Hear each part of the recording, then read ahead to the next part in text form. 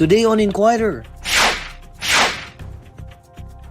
6 dead, 19 missing due to heavy rains and winds in BuCor, Eastern Visayas, and Mindanao, according to the NDRRMC. COVID-19 positivity rate in Metro Manila down to 11.5%, according to Octa Research. 4 provinces in Luzon see significant increases in positivity rate. Maharlika Investment Fund among top Senate legislative agenda in 2023, according to Senate Majority Leader Joel Villanueva. And oil companies to implement fuel price adjustment this Tuesday. Gasoline prices to go up, diesel to roll back.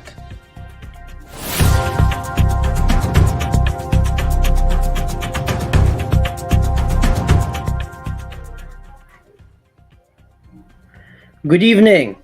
6 people are reported dead while 19 others are missing amid the heavy rains and winds brought by the shear line, according to the National Disaster Risk Reduction and Management Council.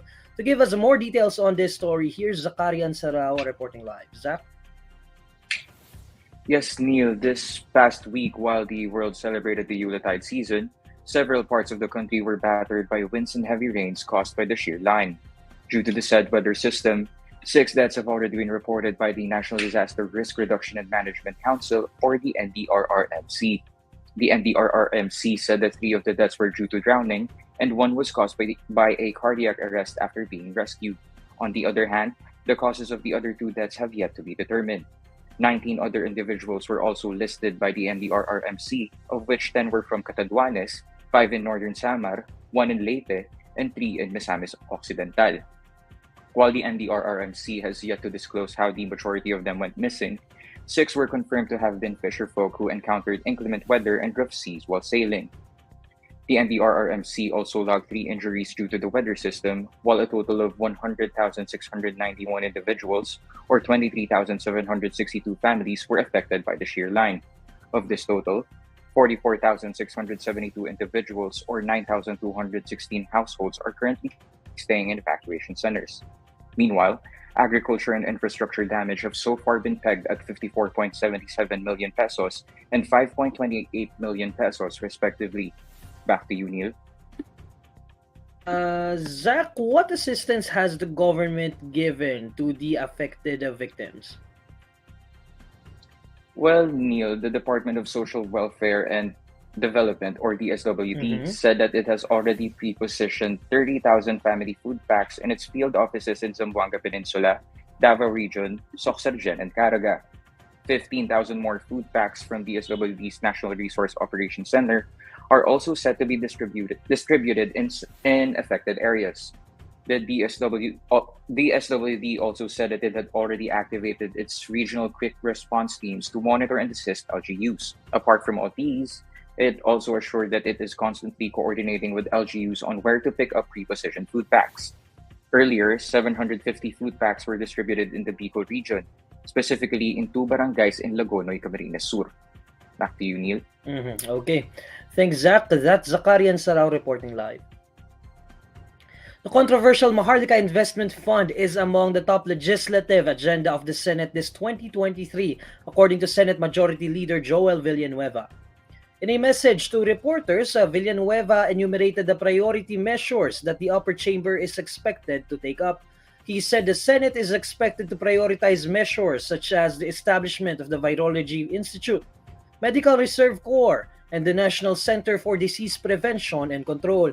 Villanueva added that the move for the condonation of agrarian reform payments and the House bill on the Maharlika Investment Fund are also on top of the legislative agenda.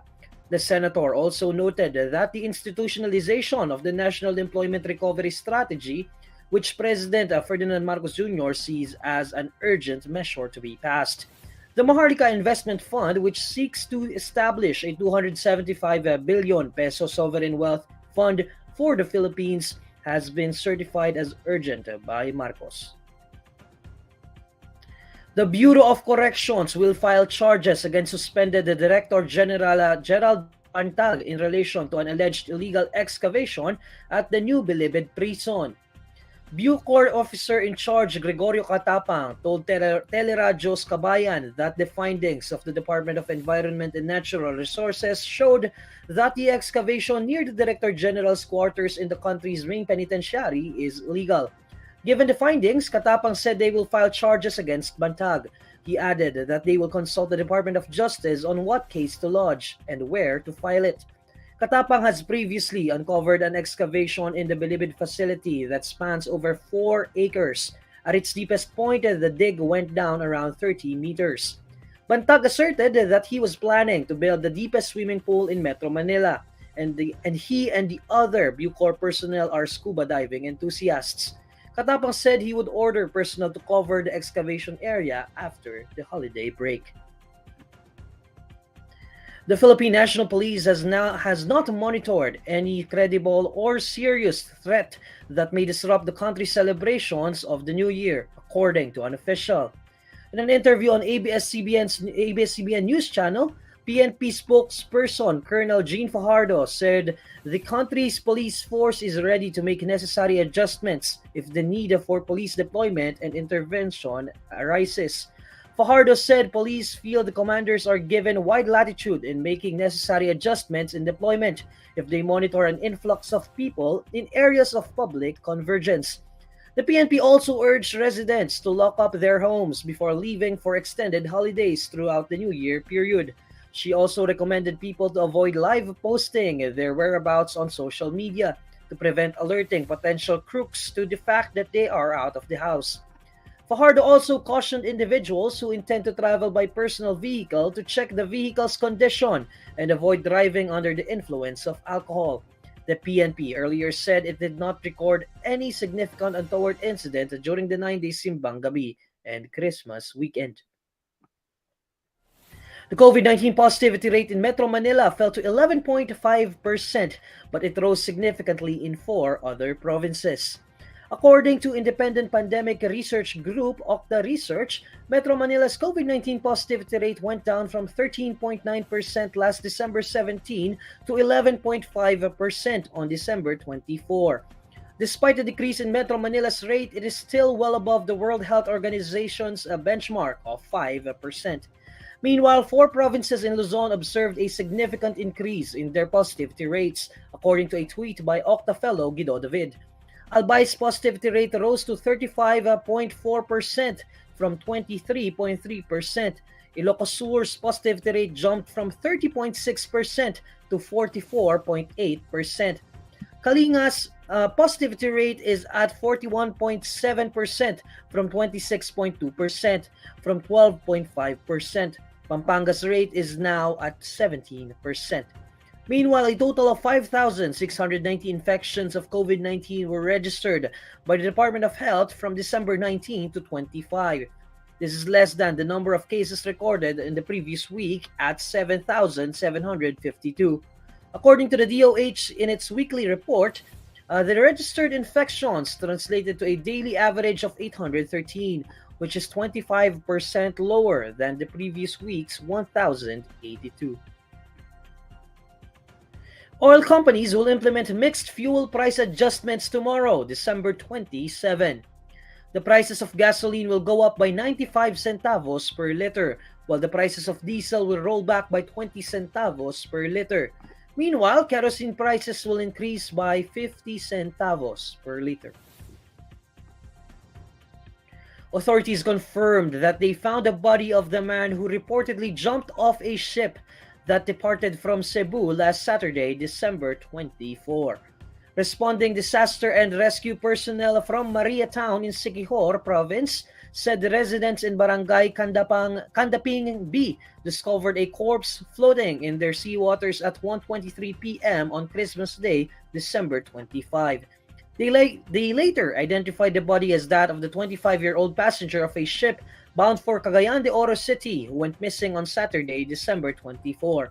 He was headed to Coronadal City in South Cotabato to spend the holidays there with his family. His family positively identified the body through a video call with the Philippine Coast Guard in Siquijor and South Cotabato.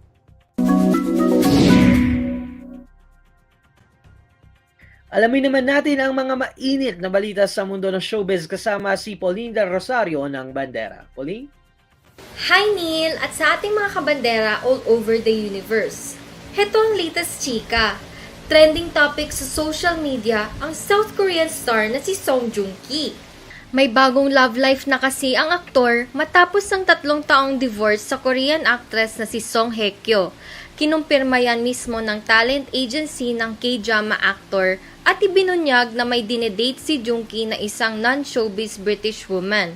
Hindi na idinetalya ng ahensya ang bagong relasyon at nakiusap pa na huwag nang magkalat ng fake news tungkol sa Korean star. Taong 2019 nang tuluyan ng maghiwalay sina Joong-ki at Hye-kyo matapos ang 2 taong kasal. Matatanda ang nagtambal ang dalawa sa 2016 hit K-drama na Descendants of the Sun. At yan ang bandera chika natin for today. Thank you Neil and Merry Christmas! Merry Christmas din, Pauline! And these are the stories that you need to know today. I'm Neil Mercado. Follow INQUIRER.net on Facebook, Twitter, YouTube, TikTok, Instagram, and Reddit. For more stories, visit INQUIRER.net.